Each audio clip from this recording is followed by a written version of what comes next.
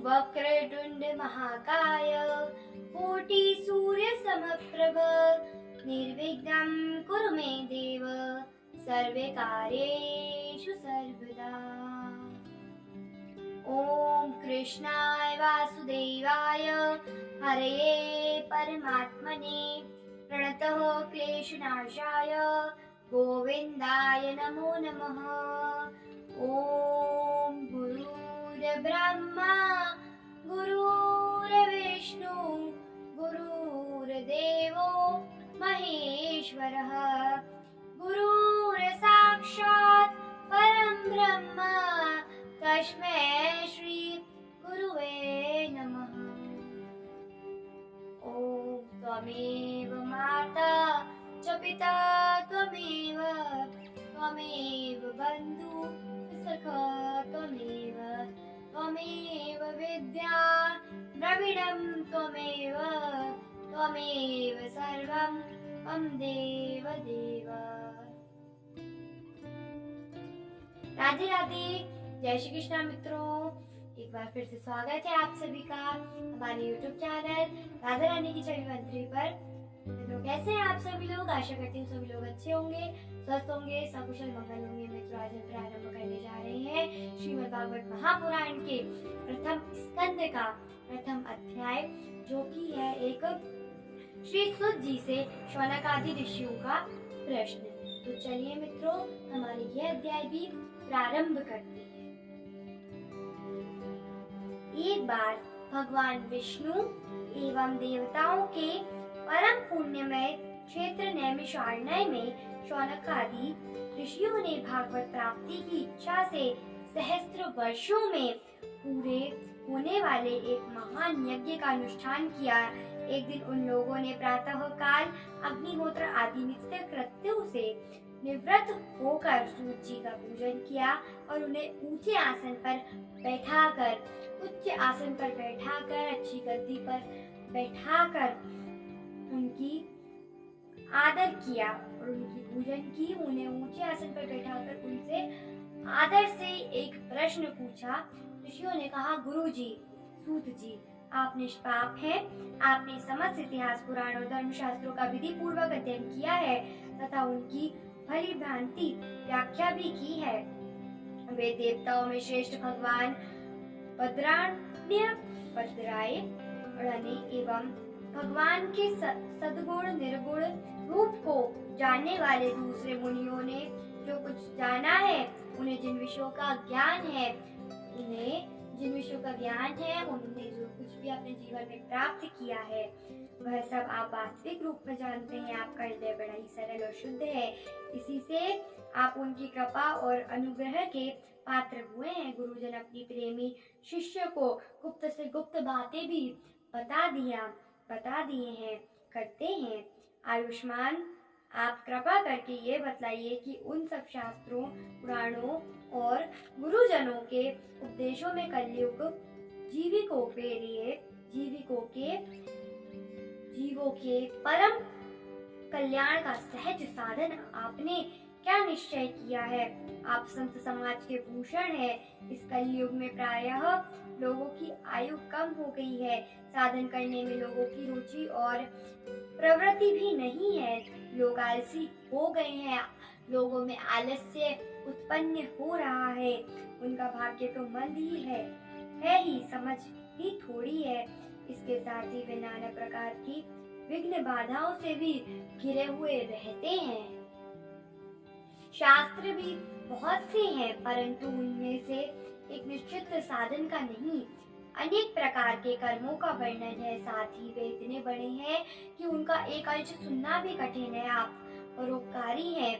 अपनी बुद्धि से उनका सार निकालकर प्राणियों के परम कल्याण के लिए हम श्रद्धालुओं को सुनाइए, जिससे हमारे अंतःकरण की शुद्धि प्राप्त हो। प्यारे सूत जी, आपका कल्याण हो।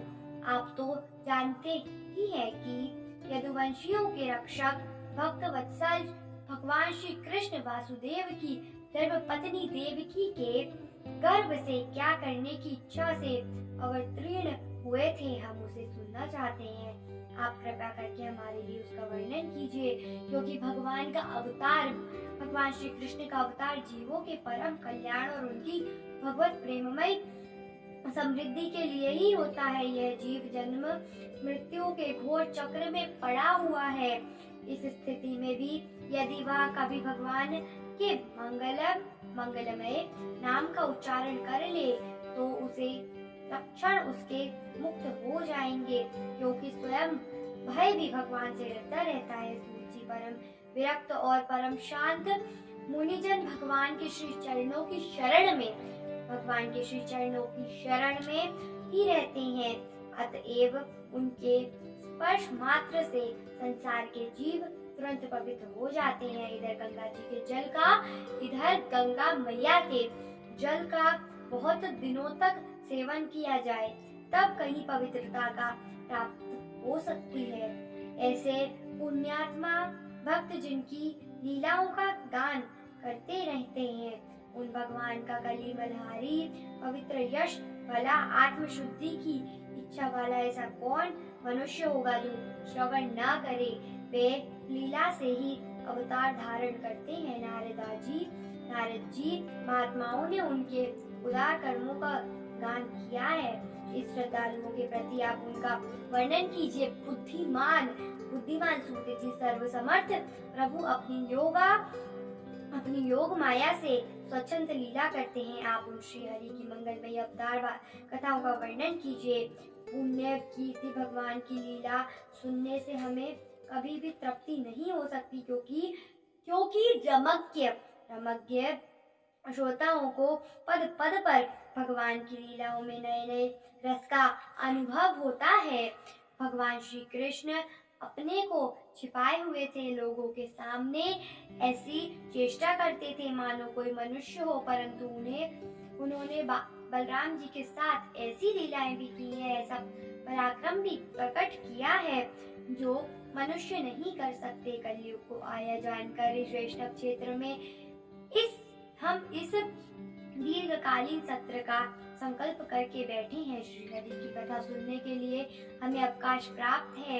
यह कलयुग अंतःकरण की पवित्रता और शक्ति का नाश करने वाला है। इससे पार पाना कठिन है। जैसे समुद्र से पार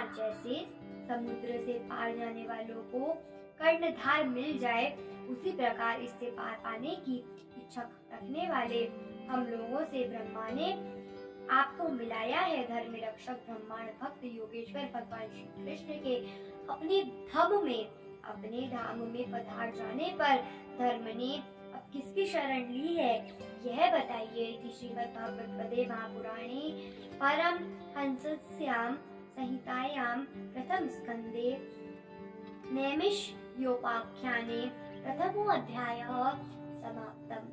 मित्रों, यह था श्रीमद् भागवत महापुराण के प्रथम स्कंद का प्रथम अध्याय। इसमें ऋषि मुनि पूछ रहे हैं, अब वो किससे पूछ रहे हैं? वो पूछ रहे हैं सूत जी से। वह सूत जी से कह रहे हैं कि सूत जी आप तो बहुत ही महान हैं। आपने सभी ऋषि मुनि कह रहे हैं कि आपने सभी धर्मों का, शास्त्रों का, विज्ञान का, भौतिक ज्ञान, आध्यात्मिक ज्ञान सब कुछ अपने पास समेट रखा है। आपको ये सब चीजों का, आध्यात्मिक रूप का सबका ज्ञान है। कृपया कर हमें भगवान श्री कृष्ण की लीलाएं बताइए। मित्रों, आपको मेरा वीडियो कैसा लगा प्लीज कमेंट्स में बताइएगा, और यदि अच्छा लगा हो तो प्लीज मेरे वीडियो को लाइक करें, शेयर करें। मेरे चैनल राधा रानी की छवि 1 को सब्सक्राइब जरूर करें, ताकि आप ऐसे ही लेटेस्ट अच्छे वीडियोस देख पाएं। जय श्री कृष्णा, धन्यवाद, राधे राधे।